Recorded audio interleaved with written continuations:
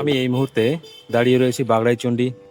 আর চলুন আজ আমরা এই বাগড়াইচণ্ডী সেবা সদনটা ঘুরে দেখি, আর কি কি মন্দির আছে, কেমন মন্দির, সমস্ত কিছুই আর কোথায় অবস্থিত সেটা আমরা এই ভিডিওতে জানবো। চলুন সাথে থাকুন।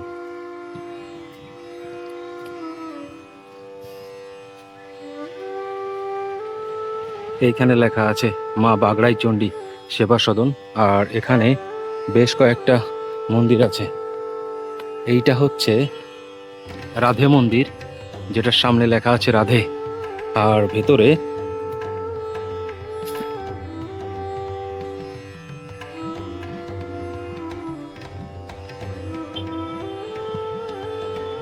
এই দেখুন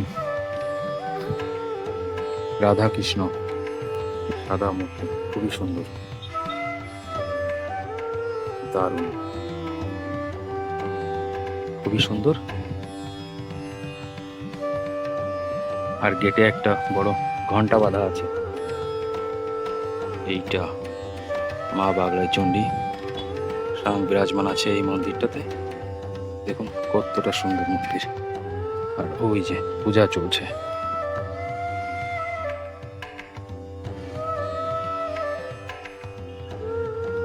এই মন্দিরে আছে স্বয়ং ভোলে বাবা। এখানে লেখা আছে সত্যম শিবম সুন্দরম, খুবই সুন্দর।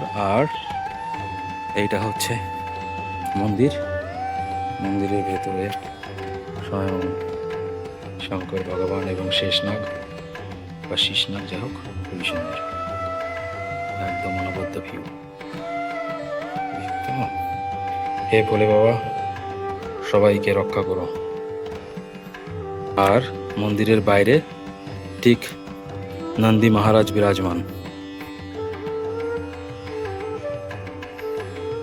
আর আশেপাশে মন্দিরের সেবা সদনের আশেপাশে বেশ কয়েকটা এরকম গাছগাছালি লাগিয়ে রেখেছে, যেটা খুবই মনোরম পরিবেশ। আর একটা বট গাছ আছে শান বাঁধানো, এই যে ছোট সাইজের, বেশি বড় না। এখানে আছে একটা হরি মন্দির, হরি মন্দিরটাও খুবই সুন্দর। রাতের বেলা এই জায়গাটা বেশি ভালো লাগে, কিন্তু রাতের বেলা আমার আসা সম্ভব না, যার জন্য আমি দিনের বেলাতেই ভিডিওটা শুট করছি। দেখুন কতটা সুন্দর। এই বাগড়াইচণ্ডী সেবা সদনের সামনে দেখুন প্রায় 60 ফুট উঁচুর একটা হনুমান স্ট্যাচু, হনুমান মূর্তি, যেটা বানিয়েছে খুবই সুন্দর দেখা যাচ্ছে। এই যে বাগড়াইচণ্ডী সেবা সদন দেখছেন, এটা চেলিয়ামাতে অবস্থিত।